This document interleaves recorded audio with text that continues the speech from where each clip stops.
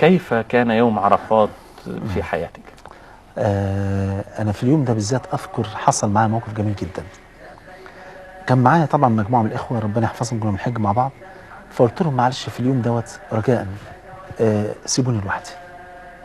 في اليوم ده أنا أذكر إني أنا هناك عشان كان مشاكل في عفوا دخول حمام فكنت بكتفي فقط بتفاحية وموزاية فقط في الوجبة ولا أزيد على ذلك أبدا، وحياتي كلها كنت مقضيها كده وزجاجة مية في إيديا وخلاص انتهت المشكلة على كده.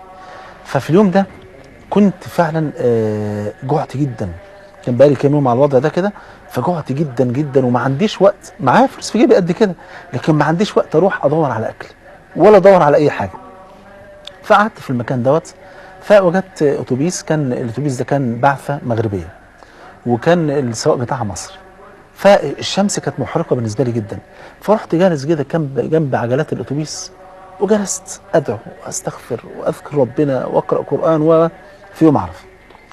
فوانا جالس واذا بي ادعو واقول يا رب، خد بالك بقى من الموقف، يا رب يسر لي الاكل من غير ما اضيع وقتي في البحث عن الاكل. معايا فلوس بس عايز حد، ما اقدرش اقول لواحد روح اشتري الاكل، طب ما هو بيحج وانا بحج. فاذا بالرجل السواق قرب مني، وفي الوقت ده من سنين يعني ما كناش لا فيه لا فضائيات ولا حد عارفنا ولا حاجه يعني، لقيته بيقرب لي بيقول لي يا شيخ ما تيجي تنورني في الاتوبيس جوه.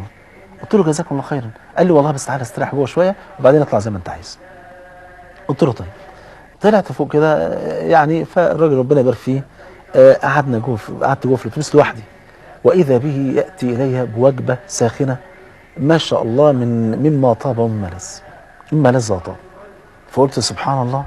فجلست اكل ولقيته جايب لي كيسين ميه زمزم، اكلت وشربت ميه زمزم وبعد كده فلقيت الموضوع سالك بقى، قلت يا رب كوبايه شاي بقى. والله يا دكتور صفوت فوقت لقيت الراجل والله دقائق لقيته جاي لي بقى بكوبايه شاي، قال لي بقى انت لازم تعدل بقى الطاسه بقى. ده قلت له جزاك الله خير.